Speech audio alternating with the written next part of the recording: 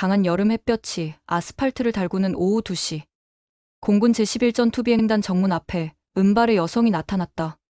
그녀의 걸음걸이는 확고했고 눈빛에는 오랜 세월 하늘을 날며 쌓아온 단단함이 서려 있었다. 손에 들린 면회 신청서는 며칠 전부터 준비해온 것이었다. 주차장에서 내린 그녀는 잠시 기지 전경을 바라봤다. 높다란 철조망과 그 너머로 보이는 활주로, 경납고들. 이곳은 그녀에게 낯선 곳이 아니었다. 젊은 시절 민간항공사 훈련생으로 이런 기지들을 드나들었던 기억이 있었다. 하지만 오늘은 다른 이유로 이곳에 왔다. 더위에도 불구하고 그녀는 정장 차림이었다. 깔끔한 네이비 재킷과 하얀 블라우스, 그리고 목에 걸린 작은 항공사 퇴직 기념품 핀이 그녀의 정체성을 말해주고 있었다. 정문을 향해 걸어가면서 그녀는 마음속으로 아들의 얼굴을 떠올렸다. 2달 전 공군에 입대하며 씩씩하게 웃던 그 모습을 말이다. 그녀의 이름은 서지연. 대한항공에서 30년간 조종사로 근무하며 기장 직위까지 올라갔던 여성 파일럿의 선구자 중 한 명이었다. 국내선부터 시작해서 국제선까지 수많은 항모를 누비며 쌓아온 경력은 항공업계에서도 인정받는 수준이었다. 지연은 1970년대 말 항공대학을 졸업한 뒤 남성 위주의 조종사 세계에서 살아남기 위해 남들보다 몇 배는 더 노력해야 했다. 첫 비행에서부터 마지막 비행까지 한 번도 사고 없이 안전한 운항을 이어왔다. 승객들과 승무원들 사이에서 믿을 수 있는 기장이라는 평가를 받았고 후배 조종사들에게는 멘토 역할을 해왔다. 작년 정년퇴직을 하면서도 여전히 항공업계와 인연을 유지하고 있었다. 항공안전 관련 세미나에 초청받아 강연을 하기도 하고 항공대학에서 특강을 하기도 했다. 하지만 무엇보다 그녀에게 소중한 것은 아들 윤태민이었다. 남편을 일찍 여인 뒤 홀로 키워낸 아들이 조종사의 꿈을 품고 공군에 지원했을 때 그녀는 복잡한 마음을 감출 수 없었다.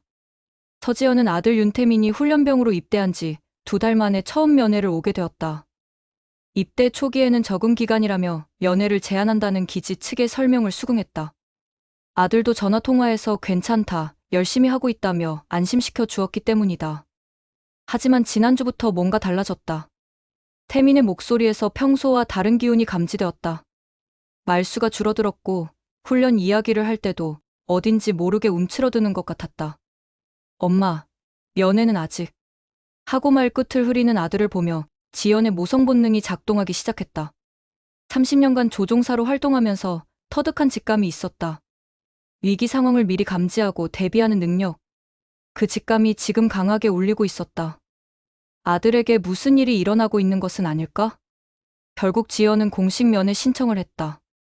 가족 상황상 면회가 필요하다는 이유를 들어서 기지 측에서는 별다른 거부 사유가 없다며 면회를 허가했다.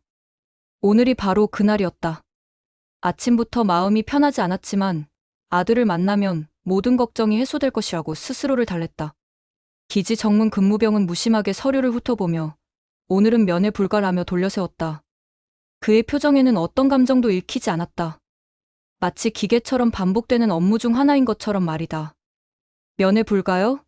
어제까지 확인했을 때는 가능하다고 했는데요? 지연의 목소리에는 당혹감이 배어 있었다. 그녀는 가방에서 면회 허가서를 다시 꺼내 보였다. 분명히 오늘 날짜로 되어 있었고 담당자의 확인 도장까지 찍혀 있었다. 근무병은 서류를 다시 한번 보더니 고개를 저었다. 죄송합니다. 상부 지시입니다. 그의 말투는 더욱 딱딱해졌다. 뒤에서 다른 면회객들이 줄을 서기 시작했지만 그는 신경 쓰지 않는 것 같았다. 상부 지시라면 구체적으로 어떤 이유인가요? 지연은 한 발 더 다가서며 물었다. 30년간 항공업계에서 일하면서 이런 관료적 태도는 수없이 경험해봤다. 하지만 자신의 아들 일이라니 쉽게 물러설 수는 없었다. 근무병은 잠시 머뭇거리더니 다른 곳을 바라보며 대답했다. 구체적인 이유는 저도 잘 모르겠습니다. 그의 시선이 불안정하게 흔들리는 것을 지연은 놓치지 않았다. 이유를 묻자 근무병은 상부 지침이라는 모호한 대답만 반복했다. 그의 눈은 지연을 직시하지 못했고 손은 계속해서 서류를 정리하는 척 바쁘게 움직이고 있었다. 전형적인 회피 행동이었다. 상부 지침이라고 하시는데 그럼 상부가 누구입니까? 담당 장교는 누구고요? 지연의 질문은 점점 구체적이 되어갔다. 그녀는 이런 상황에서 어떻게 대처해야 하는지 잘 알고 있었다. 명확하지 않은 답변을 받았을 때는 끝까지 파고들어야 한다는 것을. 근무병은 당황한 기색을 보이며 동료에게 시선을 보냈다. 하지만 동료 역시 어쩔 줄 모르는 표정이었다. 잠시만 기다려주세요. 확인해보겠습니다. 그는 내선 전화를 들었지만 통화 내용은 들리지 않게 작은 소리로 말했다. 몇 분 후, 그는 전화를 끊고 다시 지연을 바라봤다. 역시 오늘은 어려우실 것 같습니다. 여전히 구체적인 이유는 말하지 않았다. 지연은 이상함을 느꼈다. 단순히 일시적인 면회 제안이라면 언제까지인지, 왜 그런지에 대한 설명이 있어야 했다. 하지만 이들의 반응은 뭔가를 숨기고 있는 것처럼 보였다. 마치 자신들도 정확한 이유를 모르면서도 지시를 따르고 있는 것 같았다. 지연은 의아했지만 발길을 돌리지 않고 기지 내 고위 장교에게 전화를 걸었다. 그녀의 핸드폰 주소록에는 항공업계에서 만났던 다양한 인맥들이 저장되어 있었다. 그 중에는 공군 출신으로 현재 기지에서 근무하는 장교도 있었다. 여보세요, 김 대령님이신가요? 저 대한항공 서지연 기장입니다. 전화가 연결되자 지연의 목소리는 한결 안정되었다. 상대방도 그녀를 기억하고 있는 것 같았다. 아, 서 기장님, 오랜만입니다. 퇴직하신 후 어떻게 지내세요? 김 대령의 목소리는 반가웠다. 몇 년 전 항공안전 세미나에서 만났던 인연이었다. 네, 잘 지내고 있습니다. 그런데 오늘 저희 아들 면회 때문에 기지에 왔는데 갑자기 면회가 불가능하다고 하네요. 어제까지는 괜찮다고 했는데. 지연은 상황을 간략하게 설명했다. 전화 너머로 잠시 침묵이 흘렀다. 그리고 김 대령의 목소리가 약간 달라진 것을 지연은 느꼈다. 아, 그런 일이? 서 기장님, 잠시만 기다려주세요. 제가 확인해보고 바로 연락드리겠습니다. 전화가 끊어진 후 지연은 정문 앞 그늘에서 기다렸다. 뭔가 일이 복잡해지고 있다는 느낌이 들었다. 잠시 뒤 푸른 베레모를 쓴 대대장이 황급히 정문으로 달려왔다. 그의 이마에는 땀방울이 맺혀 있었고 숨이 약간 가빠 보였다. 정문 근무병들이 그를 보자 즉시 자세를 바로하며 경례를 했다. 서 기장님 맞으시죠? 대대장은 지연 앞에서 멈춰서며 숨을 고르려 했다. 계급장을 보니 중령이었다. 나이는 40대 후반 정도로 보였다. 네, 그렇습니다. 지연은 차분하게 답했다. 하지만 내심 궁금했다. 왜 대대장이 직접 나왔을까? 단순한 면회 문제라면 부대대장이나 행정담당자가 나오는 것이 일반적인데, 저는 이곳 제1대 대장 박철민 중령입니다. 그는 자신을 소개하면서도 계속 주변을 의식하는 것 같았다. 김 대령님께서 연락을 주셨습니다. 서 기장님께서 면회 관련해서 문제가 있으셨다고. 지연은 그의 말투와 태도를 유심히 관찰했다. 뭔가 불편해하는 것 같았고 시간에 쫓기는 것처럼 보였다. 평상시라면 이런 상황에서 더 의례적이고 차분한 대응을 보일 텐데. 네, 오늘 아들 윤태민 면회 예정이었는데 갑자기 불가능하다고 해서요. 지연은 요점만 간추려 말했다. 이 대대장이 진짜 이유를 알고 있을 것 같았다. 서 기장님, 어떻게 오셨습니까? 박중령은 긴장한 얼굴로 그녀를 맞이했다. 그의 표정에는 당황과 걱정이 뒤섞여 있었다. 평소 자신감 있는 군인의 모습과는 거리가 있어 보였다. 면회 때문에 왔습니다만 정문에서 갑자기 불가능하다고 하더군요. 어제까지 확인했을 때는 문제 없다고 했는데요. 지연의 목소리에는 의문이 담겨 있었다. 박중령은 잠시 머뭇거리며 주변을 둘러봤다. 정문 주변에는 다른 면회객들과 근무병들이 있어서 대화하기에는 적절하지 않아 보였다. 서 기장님, 죄송합니다. 제가 상황을 정확히 파악하지 못했네요. 상황이라고 하시면? 지연의 눈빛이 날카로워졌다. 30년간 조종사로 일하면서 터득한 직감이 작동하고 있었다. 뭔가 숨겨진 문제가 있다는 것을. 그 아들분이 현재. 박중령은 말을 시작했다가 멈췄다. 그리고 다시 시계를 확인했다. 서 기장님, 혹시 시간 여유가 있으시면 제 사무실로 와 주실 수 있을까요? 거기서 자세히 말씀드리겠습니다. 지연은 그의 제안을 받아들이기로 했다. 하지만 마음 한편으로는 불안감이 커져가고 있었다. 단순한 행정착오가 아니라 더 큰 문제가 있는 것 같았다. 지연은 의도적으로 낮은 목소리로 물었다. 내 아들, 지금 어디 있습니까? 그녀의 목소리에는 조종사 시절 위기 상황에서 보이던 침착함과 단호함이 배어 있었다. 더 이상 애매모호한 답변을 들을 생각이 없다는 의지가 담겨 있었다. 박중령의 사무실은 간소했지만 정돈되어 있었다. 벽에는 각종 문장과 사진들이 걸려 있었고 책상 위에는 서류들이 정리되어 있었다. 하지만 지연의 관심은 그런 것들에 있지 않았다. 오직 아들의 안부뿐이었다. 서 기장님. 박중령은 의자에 앉으면서 깊은 한숨을 쉬었다. 먼저 죄송하다는 말씀을 드려야겠습니다. 무슨 일입니까? 지연의 목소리는 더욱 차가워졌다. 사과부터 한다는 것은 뭔가 잘못된 일이 있었다는 의미였다. 태민이가 현재 의무대에 있습니다. 박중령은 힘겹게 말을 이어갔다. 훈련 중에 사고가 있었습니다. 그 순간 지연의 심장이 크게 뛰었다. 하지만 그녀는 감정을 억누르며 냉정함을 유지했다. 어떤 사고입니까? 언제 있었던 일인가요? 일주일 전. 비행 시뮬레이션 훈련 중에 있었던 일입니다. 박중령의 목소리는 점점 작아지고 있었다. 정확한 상황을 말씀해 주세요. 지연이 말을 끊었다. 대대장은 말끝을 흐리며 시선을 피했다. 창밖을 바라보거나 서류를 만지작거리면서 지연과 눈을 마주치려 하지 않았다. 이런 행동은 뭔가를 숨기고 있다는 명백한 신호였다. 중령님, 제가 30년간 조종사로 일했습니다. 훈련 중 사고가 어떤 것인지 잘 압니다. 지연의 목소리는 단호했다. 시뮬레이션 훈련에서 어떤 사고가 날 수 있는지도 알고 있고요. 박중령은 여전히 시선을 피하며 그것이 하고 말을 더듬었다. 손가락으로 펜을 돌리는 동작이 반복되고 있었다. 제 아들이 지금 어떤 상태인지부터 말씀해 주시겠습니까? 지연이 다시 한번 촉구했다. 그녀의 인내심은 한계에 다다르고 있었다. 의무대에서는 경미한 부상이라고 했습니다만 박중령의 답변은 확신이 없어 보였다. 마치 자신도 정확한 상황을 모르는 것처럼. 지연은 뭔가 이상하다는 것을 느꼈다. 대대장이 자신 부하의 정확한 상태를 모른다는 것은 말이 안 됐다. 특히 훈련 중 사고가 났다면 더욱 그랬다. 중령님, 혹시 제가 의무대에 가서 직접 확인해 볼 수 있을까요? 그것은. 박중령은 더욱 당황한 기색을 보였다. 절차가 어떻게 되는지 알려주시면 따르겠습니다. 지연의 태도는 단호했다. 잠시 후 태민이 나타났지만 그의 얼굴은 창백했고 팔에는 붕대가 감겨 있었다. 의무대에서 나온 모습이었는데 걸음걸이도 평소와 달라 보였다. 어깨가 움츠러들어 있었고 눈빛에는 생기가 없었다. 엄마. 태민은 지연을 보자 복잡한 표정을 지었다. 기쁨과 안도감, 그리고 뭔가 미안함이 뒤섞인 표정이었다.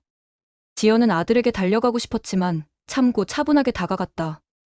태민아, 괜찮니? 어디 다쳤어? 그녀의 목소리는 떨리고 있었지만 최대한 침착하려고 노력했다. 엄마, 걱정하지 마. 별거 아니야.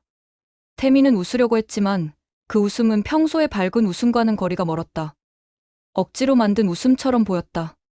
지연은 아들의 전체적인 모습을 살펴봤다. 팔의 붕대는 상당히 두껍게 감겨 있었고 얼굴에도 작은 상처들이 보였다. 하지만 무엇보다 그의 정신적인 상태가 걱정되었다. 평소 활기찬 태민과는 너무나 다른 모습이었다. 언제 다쳤어? 아프지? 지연은 아들의 손을 조심스럽게 만져봤다. 붕대 너머로도 부어있는 것이 느껴졌다. 일주일 전쯤 훈련하다가. 태민은 짧게 답했다. 평소 수다스러운 아들치고는 너무 말수가 적었다. 지연은 박중령을 바라봤다. 그의 표정은 여전히 불안해 보였다. 지연은 순간 숨이 막혔다. 이게 다 무슨 일이야? 아들의 모습을 보는 순간 그녀 안에서 모든 조종사로서의 침착함이 무너져 내렸다. 이것은 단순한 경미한 부상이 아니었다. 태민의 얼굴에 있는 상처들은 단순히 넘어지거나 부딪혀서 생긴 것 같지 않았다.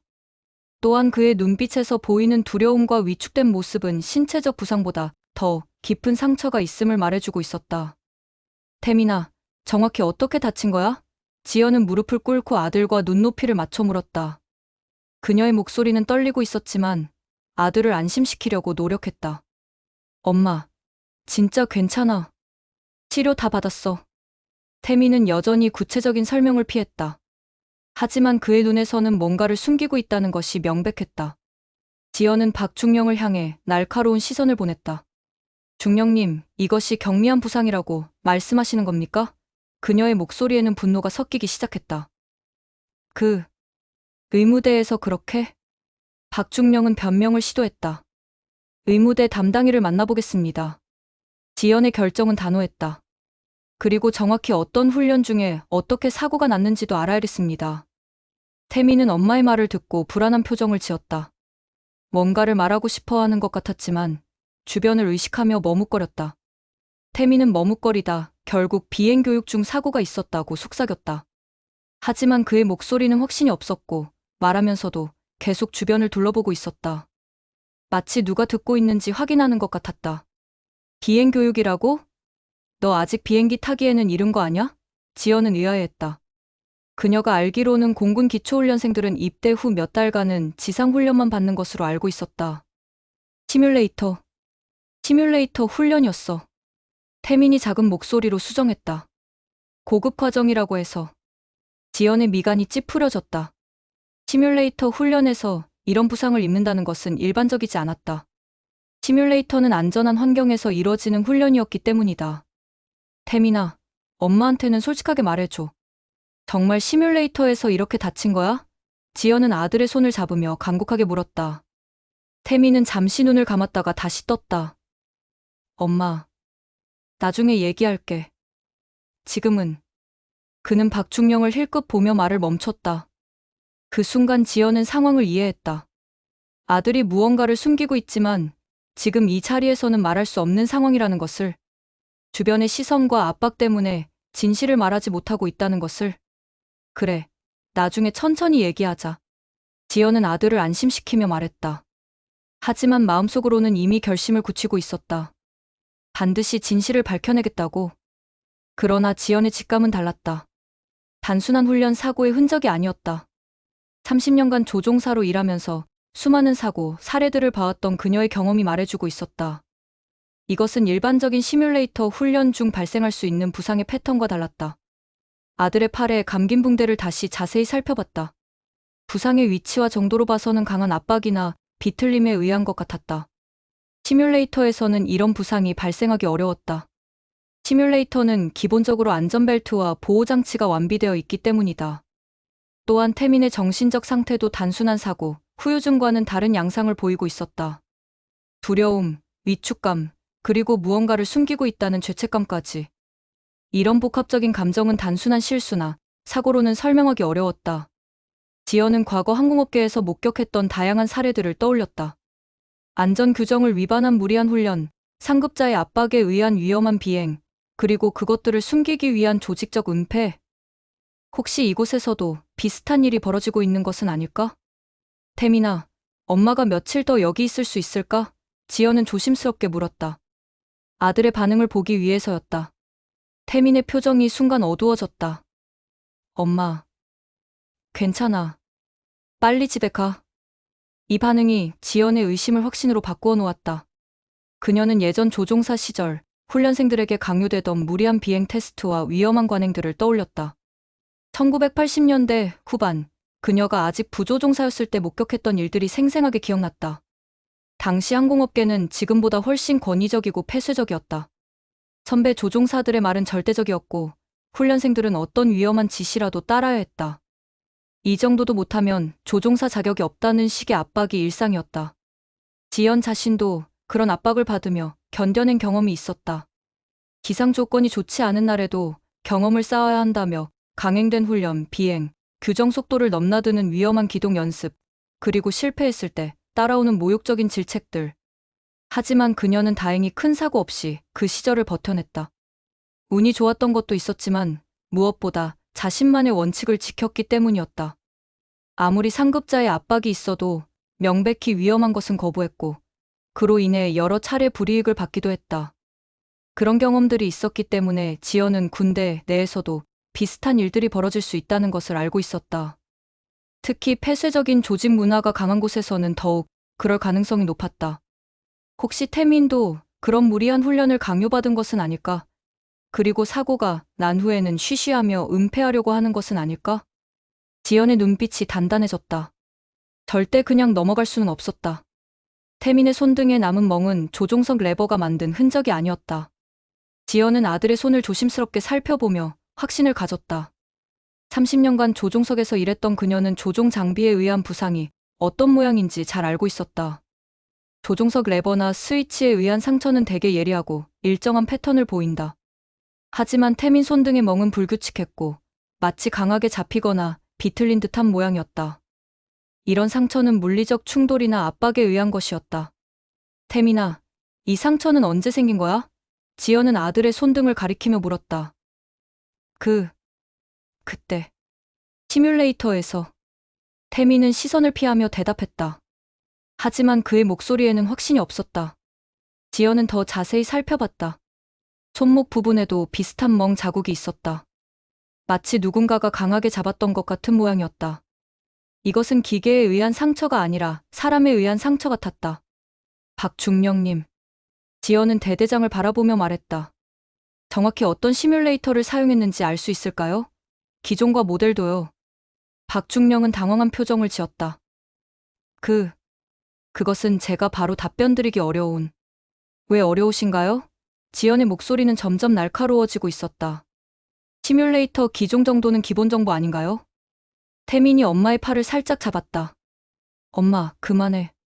하지만 지연은 물러설 생각이 없었다. 지연은 곧장 기지장 면담을 요청했다. 더 이상 중간 간부들과 이야기해서는 진실을 알아낼 수 없다고 판단했다. 최고 책임자와 직접 대화해야 했다. 기지장님과 면담을 요청합니다.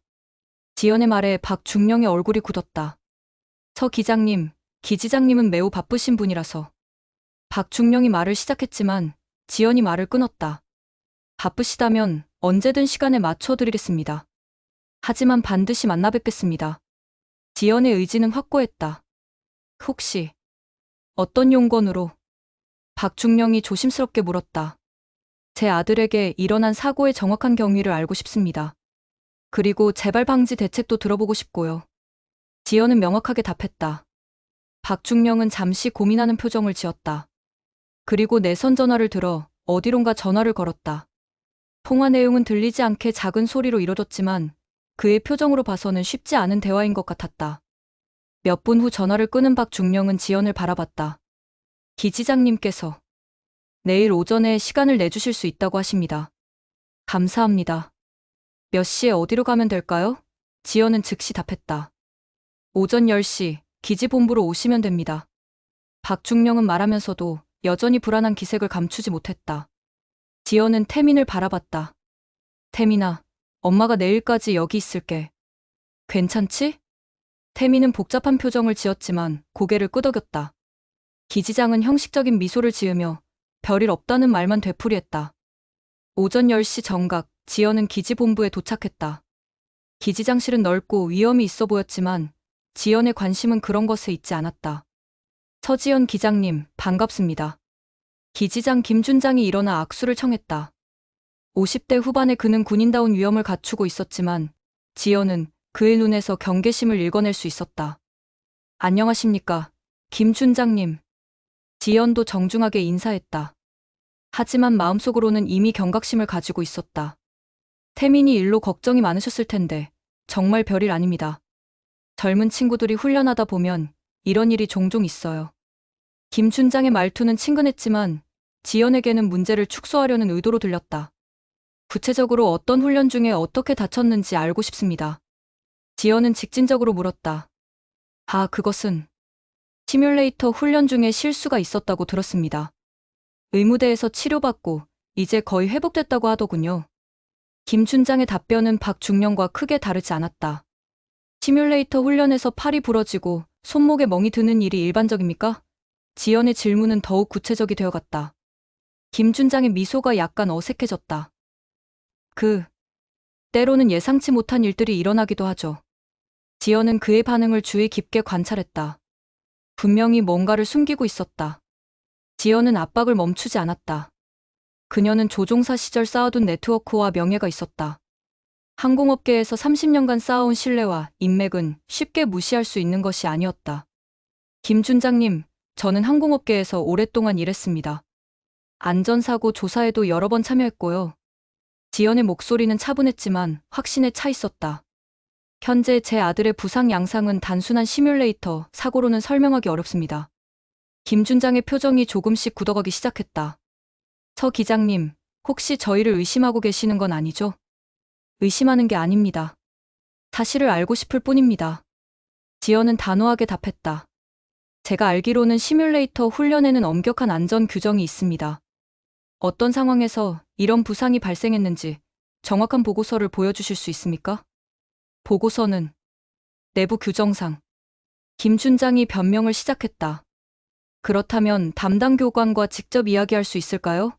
지연이 다시 요청했다. 김 준장은 잠시 고민하는 표정을 지었다.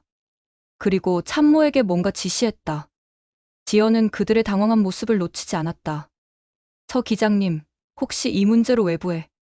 김 준장이 조심스럽게 말을 꺼냈다. 아직은 아무에게도 이야기하지 않았습니다. 지연은 정직하게 답했다. 하지만 진실을 알기 전까지는 어떻게 될지 모르겠습니다. 만약 사실을 숨긴다면 이 기지는 곧 언론의 주목을 받을 겁니다. 지연의 말에는 위협이 담겨 있지 않았다. 단순한 사실의 진술이었다. 하지만 그 말의 무게는 충분했다. 김 준장의 얼굴이 순간 창백해졌다. 언론이 개입된다는 것은 곧 상급 부대에 감사가 들어온다는 의미였고, 그렇게 되면 더 이상 내부적으로 처리할 수 없게 된다는 뜻이었다. 서 기장님, 그렇게까지 하실 필요는. 김 준장이 말을 시작했지만 지연이 손을 들어 제지했다. 준장님, 제가 위협하는 게 아닙니다. 하지만 제 아들에게 무슨 일이 일어났는지 알 권리가 있다고 생각합니다. 지연의 목소리는 여전히 냉정했다. 그리고 만약 이런 일이 다른 훈련생들에게도 일어나고 있다면 그것은 더 큰 문제겠죠. 지연은 한 발 더 나아갔다. 그 말에 김 준장과 참모들의 표정이 동시에 변했다. 지연은 그 반응으로 자신의 추측이 맞았다는 것을 확신했다. 태민만의 문제가 아니라는 것을.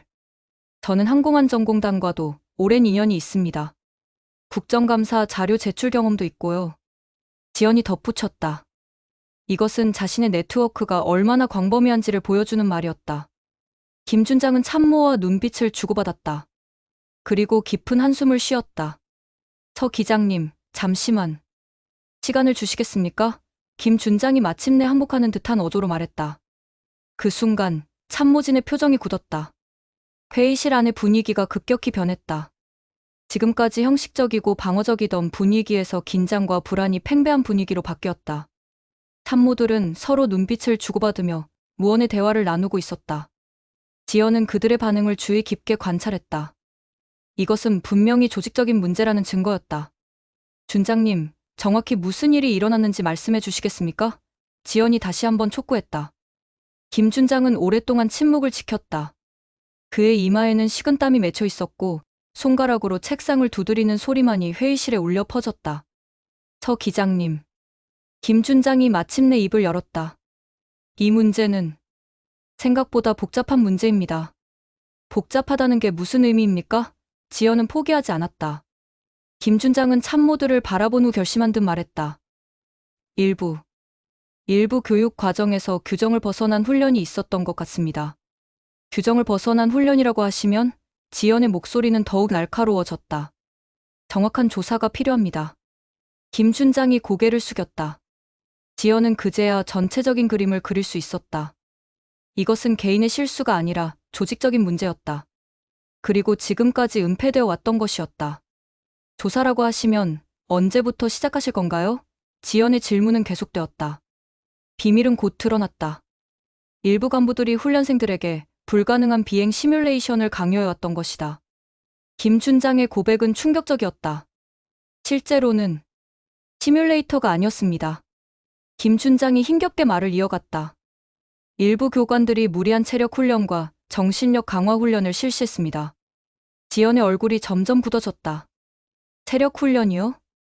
극한 상황에서의 대처 능력을 키운다는 명목으로 과도한 훈련이 이뤄졌습니다. 김 준장은 시선을 피하며 말했다. 구체적으로 어떤 훈련입니까? 지연의 목소리는 분노로 떨리기 시작했다. 김 준장은 참모와 상의한 후 대답했다. 물에 빠진 상황 시뮬레이션, 극한 추위 견디기, 그리고 스트레스 상황에서의 판단력 테스트 등이었습니다. 물에 빠진 상황 시뮬레이션, 지연이 되물었다. 수영장에서 손발을 묶고 물에 빠뜨려 스스로 빠져나오게 하는. 김 준장의 목소리는 점점 작아졌다. 지연은 충격을 받았다. 이것은 훈련이 아니라 가혹행위였다. 그래서 제 아들이 그런 부상을 입은 겁니까?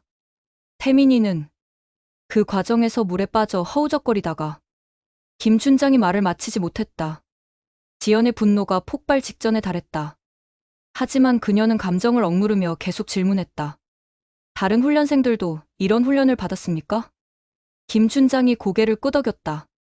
실패하면 폭언과 체벌, 성공하면 상부 보고용 치적이 되었다. 이 끔찍한 시스템의 전모가 드러나기 시작했다.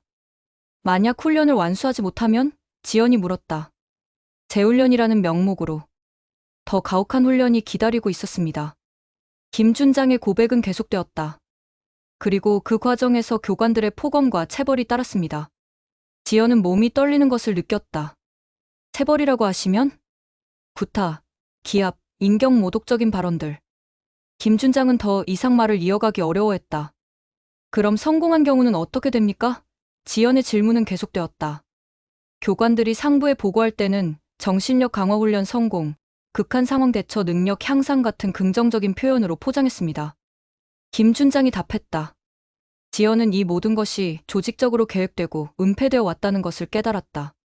이런 훈련을 지시한 사람은 누구입니까? 김 춘장은 잠시 머뭇거렸다. 교육대 대장과 일부 선임 교관들이 주도했습니다. 언제부터 이런 일이 있었습니까? 약 1년 전부터인 것 같습니다. 지연의 분노는 끓어오르고 있었지만 그녀는 여전히 냉정함을 유지하려 노력했다. 모든 사실을 파악하는 것이 우선이었다. 그럼 제 아들 외에도 다른 피해자들이 있다는 말씀이군요. 김 춘장이 무겁게 고개를 끄덕였다. 태미는 그 피해자 중 한 명이었다. 지연은 아들이 겪었을 고통을 생각하며 주먹을 꽉 쥐었다. 단순한 개별 사고가 아니라 조직적인 가혹행위의 피해자였던 것이다. 제 아들이 정확히 어떤 피해를 입었는지 상세히 알려주시겠습니까?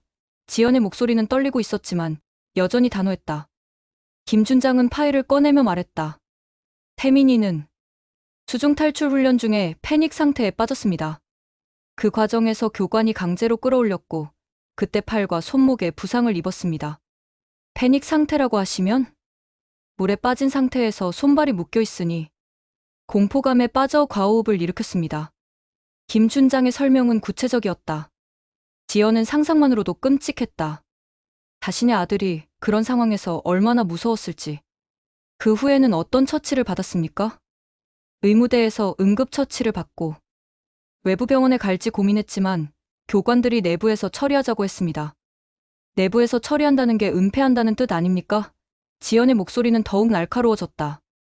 김 춘장은 대답하지 못했다. 그의 침묵이 답이었다. 다른 피해자들은 몇 명이나 됩니까? 지연이 다시 물었다. 정확한 수는 조사해봐야 알 수 있습니다만 적지 않을 것 같습니다. 지연은 더 이상 참을 수 없었다. 이것은 단순한 훈련 사고가 아니라 조직적인 범죄 행위였다. 지연의 분노는 억누를 수 없었다. 내 아들을 실험 대상으로 삼았군요. 그녀의 목소리는 얼음처럼 차가웠다. 30년간 조종사로서 쌓아온 모든 침착함이 산산조각 나는 순간이었다. 서 기장님, 정말 죄송합니다. 김 춘장이 사과하려 했지만 지연이 손을 들어 제지했다. 사과는 나중에 하시고 지금 당장 이런 훈련을 중단시키십시오. 지연의 명령조 어투에 회의실 안이 조용해졌다. 그리고 모든 피해자들에 대한 정확한 조사가 이뤄져야 합니다. 지연은 계속해서 요구사항을 제시했다. 의료진 검진, 심리상담, 그리고 책임자 처벌까지 모든 것이 투명하게 진행되어야 합니다. 김 춘장은 당황한 기색을 보였다. 서 기장님, 이 문제는 신중하게 접근해야. 신중하게요? 지연이 말을 끊었다. 지금까지 신중하게 은폐해온 결과가 이것 아닙니까? 더 많은 아이들이 피해를 당하게 내버려 둘 건가요? 그런 뜻이 아닙니다. 김 춘장이 변명하려 했다. 그럼 지금 당장 행동으로 보여주시기 바랍니다. 지연의 어조는 타협의 여지가 없었다. 1시간 내에 관련 교관들 소집, 피해자 명단 작성, 그리고 상급부대 보고 등 모든 조치가 시작되어야 합니다. 회의실 안의 참모들은 서로를 바라보며 어쩔 줄 몰라 했다. 이런 강력한 압박을 받아본 경험이 없었던 것이다. 만약 1시간 내에 조치가 시작되지 않으면 저는 즉시 언론과 국정감사실에 이 사실을 알리겠습니다. 지연의 최후 통첩이었다. 그녀는 군 상층부 인맥을 활용해 즉각 감찰을 요청했다. 지연의 핸드폰에는 30년간 항공업계에서 쌓은 다양한 인맥들이 저장되어 있었다. 그 중에는 현역 군 고위 간부들과 국방부 관계자들도 포함되어 있었다. 기지를 나선 지연은 곧바로 전화를 걸기 시작했다. 첫 번째는 공군본부에서 근무하는 이 소장이었다. 몇 년 전 항공안전 세미나에서 만났던 인연이었다. 소장님, 급한 일로 연락드립니다. 제11전 투비행단에서 훈련병 가혹행위 사건이 발생했습니다. 지연의 목소리는 단호했다. 가혹행위요? 구체적으로 어떤? 이 소장의 목소리에 긴장감이 배어 있었다. 지연은 아들이 당한 일과 기지에서 확인한 사실들을 간략하게 설명했다. 이 소장은 중간중간 그런 일이 하며 놀라는 반응을 보였다. 즉시 감찰실에 신고하겠습니다. 그리고 해당 기지에 조사단을 파견하도록 하겠습니다. 이 소장의 약속이었다. 두 번째 전화는 국정감사실에서 근무하는 김 실장에게였다. 실장님, 공군기지 내 조직적 가혹행위 사건을 신고합니다. 서 기장님, 자세한 내용을 보고서로 작성해서 보내주시겠습니까?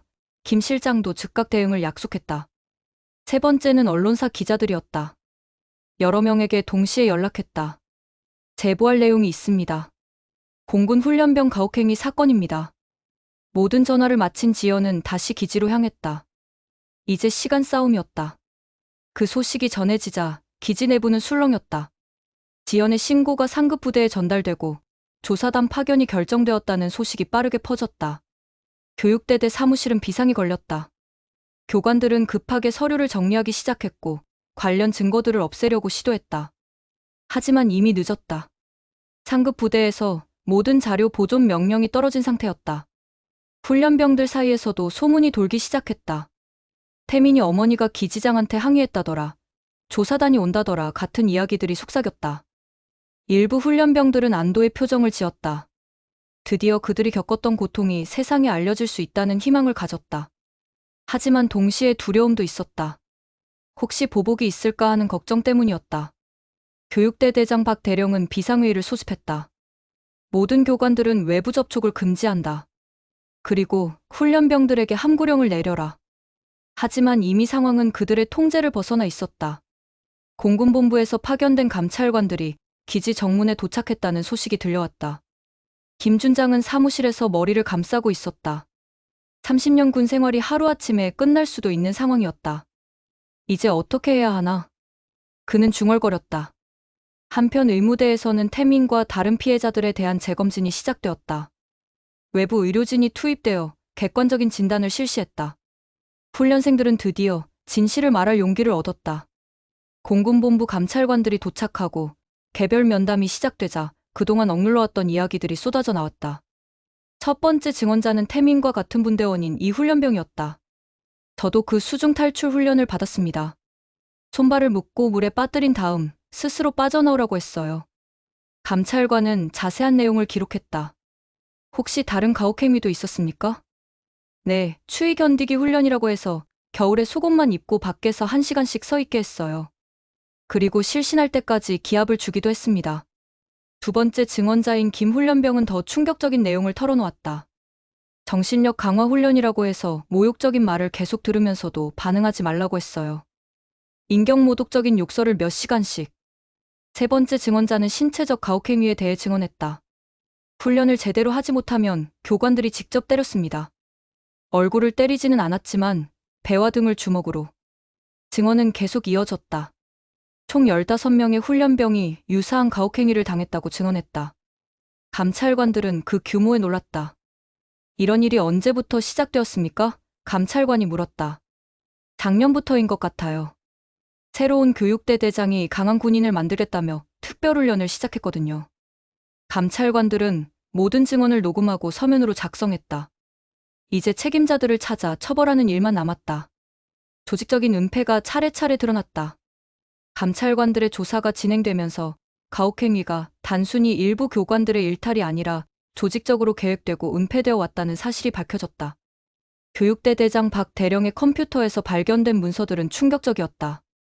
정신력 강화 특별훈련 계획서라는 제목의 파일에는 구체적인 가혹행위 방법들이 상세히 기술되어 있었다. 1단계 수중 생존 훈련, 손발 결박 후 수중 탈출. 2단계 극한 추위 내성 훈련, 최소 복장으로 야외 대기. 3단계 스트레스 저항 훈련, 언어적 압박 지속. 더욱 놀라운 것은 이런 훈련 후 발생한 부상자들에 대한 은폐 지침까지 있었다는 것이다. 부상자 발생 시 처리 방안이라는 문서에는 다음과 같은 내용이 있었다. 1점 외부 병원 이송 금지. 2점 기지 의무대에서만 치료. 3점 부상 원인은 일반 훈련 중 사고로 기록. 4점 훈련병 및 보호자에게 함구 요청. 감찰관들은 또한 다른 기지들과의 연락 기록도 발견했다. 비슷한 특별훈련을 다른 곳에서도 시행하고 있다는 내용이었다. 이는 문제가 이 기지만의 것이 아님을 시사했다. 회계장부에서는 이런 훈련을 위해 특별 예산이 편성되어 있었다는 것도 밝혀졌다. 정신력 강화 교육비라는 명목으로 상당한 금액이 사용되고 있었다. 감찰관들은 이 모든 증거를 정리하며 사건의 전모를 파악했다. 이는 개인의 일탈이 아니라 조직 차원의 계획적 범죄였다. 결국 기지장은 보직 해임, 관련 간부들은 조사를 받게 되었다. 감찰 조사 결과를 바탕으로 공군본부는 신속한 징계 조치를 단행했다. 김 준장은 기지장직에서 즉시 해임되었고 군검찰에 고발되었다. 30년 군 경력이 하루아침에 물거품이 되는 순간이었다. 그는 마지막까지 상부의 지시를 따른 것뿐이라고 주장했지만 증거는 명백했다. 교육대 대장 박 대령은 구속 수사를 받게 되었다. 가혹행위를 직접 기획하고 지시한 주범으로 판명되었기 때문이다. 그의 사무실에서 발견된 계획서들이 결정적 증거가 되었다. 관련 교관 5명은 모두 정직 처분을 받고 전속 조치되었다. 일부는 제대 처분을 받을 예정이었다. 그들은 명령에 따른 것뿐이라고 변명했지만 불법 명령에 대한 거부 의무를 다하지 않은 책임을 피할 수 없었다. 가장 중요한 것은 피해자들에 대한 치료와 보상이었다. 태민을 포함한 15명의 훈련병들은 모두 외부 병원에서 정밀 검진을 받았고 심리치료도 병행하기로 했다. 공군본부는 또한 전 부대에 대한 특별 감찰을 실시하기로 했다. 비슷한 사례가 다른 곳에서도 발생하지 않았는지 전면 조사에 나선 것이다. 언론 보도가 시작되자 국정감사에서도 이 문제를 다루기로 했다. 군 내부의 가혹행위 근절을 위한 제도 개선이 논의될 예정이었다. 지연은 이 모든 과정을 지켜보며 안도감과 함께 씁쓸함도 느꼈다. 만약 자신이 나서지 않았다면 이런 일들이 계속 은폐되었을 것이라는 생각 때문이었다. 태민은 치료와 휴식을 얻었고 다시 하늘을 꿈꿀 기회를 되찾았다. 외부 병원에서의 정밀검진 결과 다행히 영구적인 손상은 없는 것으로 판명되었다. 팔의 부상도 물리치료를 통해 완전히 회복될 수 있다는 진단을 받았다. 하지만 더 중요한 것은 심리적 치료였다. 태민은 전문 상담사와의 면담을 통해 그동안 겪었던 트라우마를 서서히 극복해 나가기 시작했다. 엄마, 미안해. 그때 말했어야 했는데. 태민은 병원 침대에서 지연에게 사과했다. 괜찮다, 태민아. 내가 잘못한 게 아니야. 지연은 아들의 손을 잡으며 위로했다. 오히려 엄마가 더 빨리 알아차리지 못해서 미안해. 태민은 상담을 받으면서 그동안 못했던 이야기들을 쏟아냈다. 얼마나 무서웠는지, 얼마나 억울했는지, 그리고 왜 말하지 못했는지에 대해서. 다른 애들도 다 당하고 있는 일이라고 했어요. 그리고 이것도 훈련의 일부라고. 태민의 목소리는 여전히 떨렸다. 의료진은 태민이 완전히 회복하는데 몇 개월이 걸릴 것이라고 예상했다. 하지만 가장 중요한 것은 그가 다시 꿈을 포기하지 않는다는 것이었다. 엄마, 나 아직도 조종사가 되고 싶어. 태민이 조심스럽게 말했다. 그래, 내 꿈을 포기할 필요 없어. 다만 이번 일로 더 강해진 조종사가 될 수 있을 거야. 지연이 격려했다. 태민의 회복과 함께 다른 피해자들도 치료를 받기 시작했다. 그들 모두가 정상적인 군 생활을 이어갈 수 있도록 특별한 배려가 이뤄졌다. 지연은 아들의 어깨를 두드리며 말했다. 진짜 조종사는 하늘이 아니라 진실을 지킬 때 탄생하는 거야. 병원 창가에서 바라본 하늘은 유난히 맑아 보였다. 태민은 엄마의 말을 곱씹어 보았다. 그동안 조종사가 되는 것은 단순히 비행기를 조종하는 기술을 배우는 것이라고 생각했다. 하지만 이번 일을 겪으면서 더 중요한 것이 있다는 것을 깨달았다. 엄마처럼 되고 싶어요. 태민이 진심을 담아 말했다. 기술도 뛰어나지만 옳지 않은 일에는 굽히지 않는 조종사요. 지연은 미소를 지었다. 내가 이번 일로 얻은 것이 바로 그거야. 진짜 용기가 무엇인지 알게 된 거지. 하지만 처음엔 말하지 못했잖아요. 무서워서. 태민이 자책했다. 그것도 당연한 거야. 하지만 결국 진실이 밝혀졌고 다른 친구들도 구할 수 있었잖아. 지연이 아들을 다독였다. 창밖으로 공군 훈련기 한 대가 지나갔다. 태민은 그 모습을 보며 다시 한번 다짐했다. 언젠가 저 하늘을 날 때 자신은 기술뿐만 아니라 올바른 정신을 가진 조종사가 되어야겠다고. 엄마, 이번 일로 많은 게 바뀔까요? 태민이 물었다. 바뀔 거야. 그리고 내가 그 변화의 시작점이 된 거지.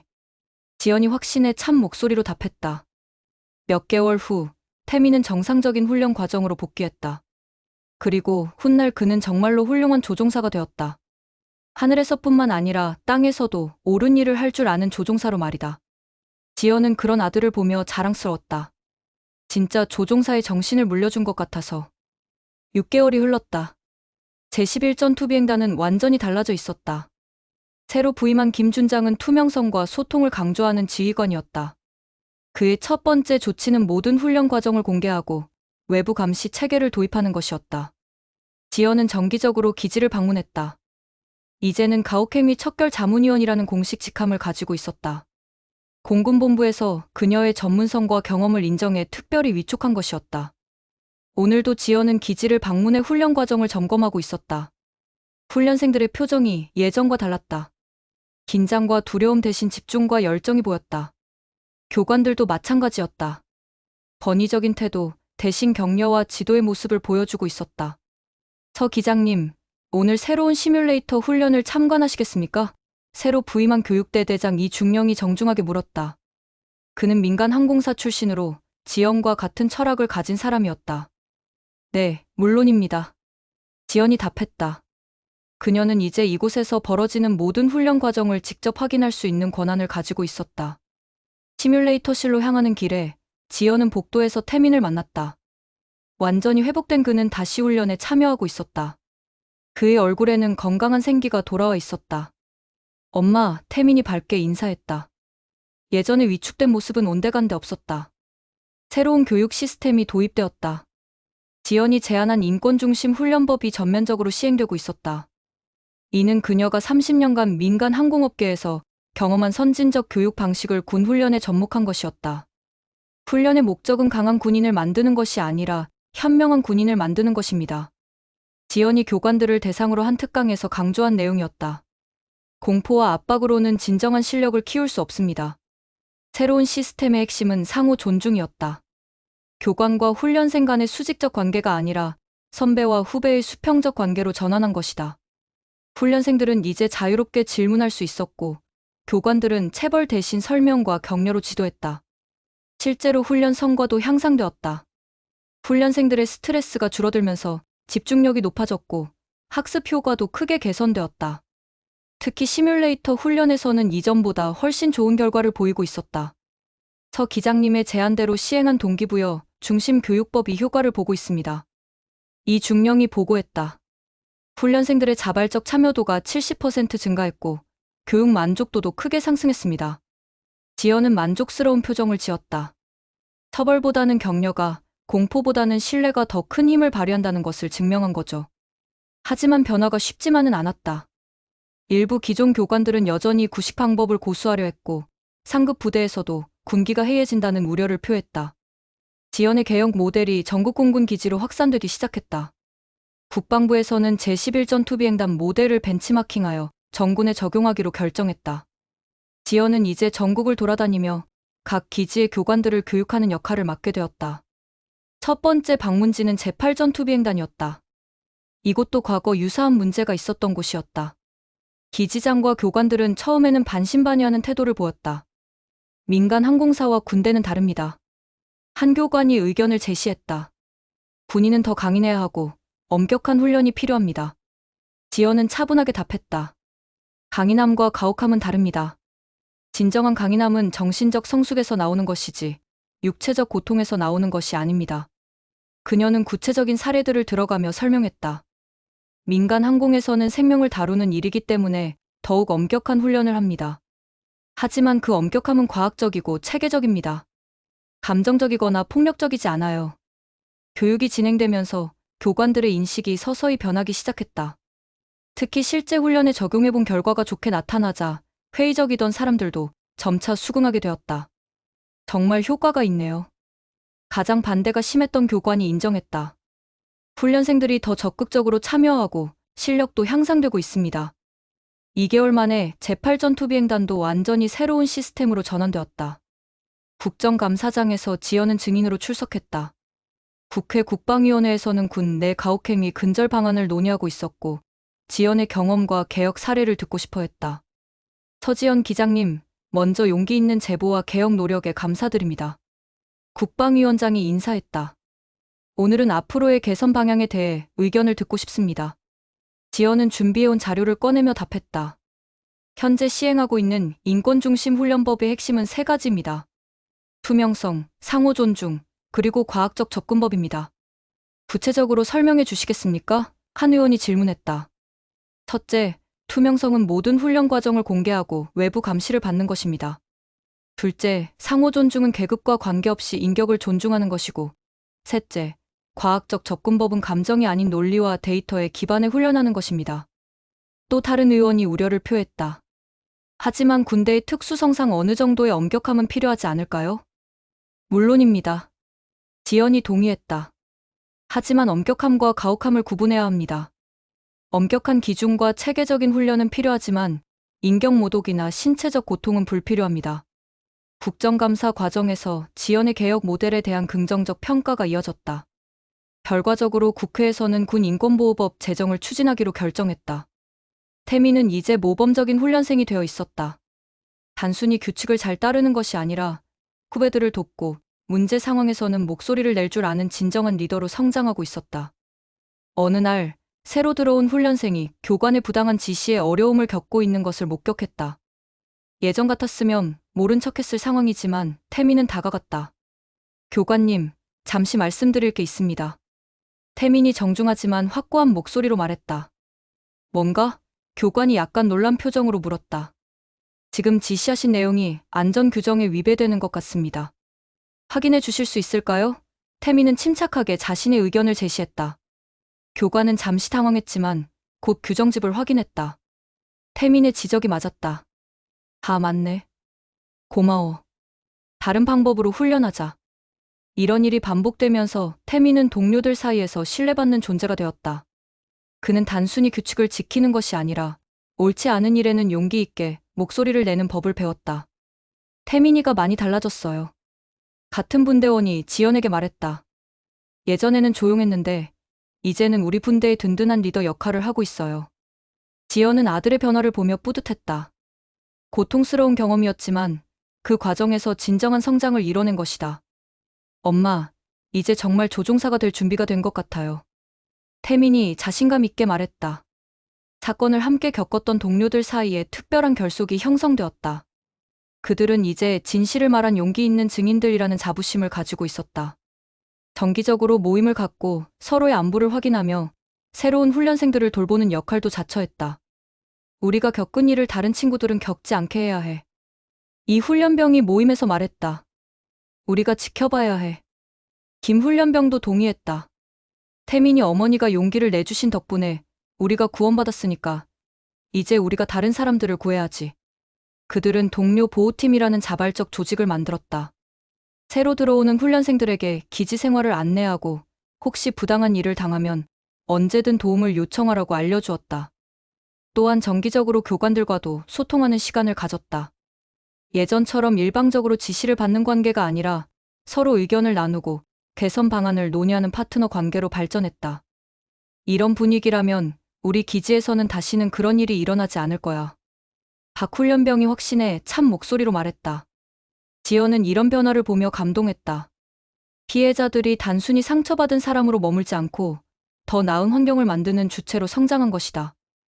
여러분이야말로 진정한 군인의 모습입니다. 지연이 그들에게 말했다.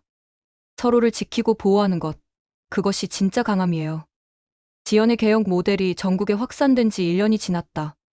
국방부 발표에 따르면 군 내 가혹행위 신고 건수는 80% 감소했고 훈련 만족도는 90% 향상되었다. 더 중요한 것은 실제 훈련 효과도 크게 개선되었다는 점이었다. 서지연 모델이 정군에 정착되면서 괄목할 만한 성과를 거두고 있습니다. 국방부 장관이 브리핑에서 발표했다. 이는 한 어머니의 용기에서 시작된 변화가 정군을 바꾼 역사적 사례입니다. 각 기지에서 보고된 결과들은 놀라웠다. 훈련생들의 중도 포기율이 절반으로 줄었고 교관들의 직무 만족도도 크게 상승했다. 무엇보다 훈련의 질적 수준이 향상되어 실제 작전 능력도 개선되었다. 지연은 이제 국방부 정책자문위원으로도 활동하고 있었다. 매월 정기적으로 각 기지를 순회하며 시스템이 제대로 운영되고 있는지 점검하고 추가 개선 방안을 제안하는 역할을 맡고 있었다. 처음에는 한 기지의 문제를 해결하려고 했는데 이렇게 전국적인 변화로 이어질 줄은 몰랐어요. 지연이 인터뷰에서 소감을 밝혔다. 언론에서도 이 사례를 시민 참여가 만든 기적이라고 평가했다. 한 개인의 문제 제기가 전체 시스템의 변화를 이끌어낸 모범 사례로 기록되었다. 해외에서도 관심을 보이기 시작했다. 미군과 일본 자위대에서도 한국의 서지연 모델을 벤치마킹하려는 움직임을 보였다. 2년 후 태민은 정식 조종사가 되었다. 비행훈련을 우수한 성적으로 마치고 드디어 꿈꾸던 전투기 조종사의 길에 첫 발을 내딛었다. 졸업식 날 지연은 아들의 모습을 보며 감격했다. 엄마, 고마워요. 엄마가 아니었다면 제가 여기까지 올 수 없었을 거예요. 태민이 조종사 날개를 달고 지연에게 말했다. 아니야. 내가 포기하지 않았기 때문이야. 지연이 대답했다. 그리고 내가 겪은 시련이 너를 더 강하고 현명한 조종사로 만들었어. 태민의 동기들도 모두 각자의 꿈을 이뤄나가고 있었다. 어떤 이는 조종사가 되었고, 어떤 이는 정비사가 되었으며, 어떤 이는 관제사가 되었다. 하지만 모두에게 공통점이 있었다. 그들은 모두 인권과 존엄성을 중시하는 군인이 되었다는 것이다. 지연은 이제 새로운 프로젝트를 시작하려고 했다. 군뿐만 아니라 경찰, 소방서 등 다른 공공기관에도 같은 모델을 적용하는 것이었다. 또한 기업의 직장 내 괴롭힘 문제 해결에도 자신의 경험을 활용하고 싶었다. 진짜 조종사는 하늘이 아니라 진실을 지킬 때 탄생한다고 했죠? 태민이 엄마의 말을 되풀이했다. 맞아. 그리고 이제 너도 그런 조종사가 되었어. 지연이 자랑스럽게 답했다. 하늘을 나는 태민의 비행기를 바라보며 지연은 생각했다. 진정한 변화는 한 사람의 용기에서 시작되지만 모든 사람의 노력으로 완성된다는 것을. 그리고 그 변화는 계속 이어져야 한다는 것을. 오늘 준비한 영상은 여기까지입니다. 이야기가 마음에 드셨다면 좋아요와 구독 부탁드립니다. 더 재밌는 영상으로 찾아뵙겠습니다. 감사합니다.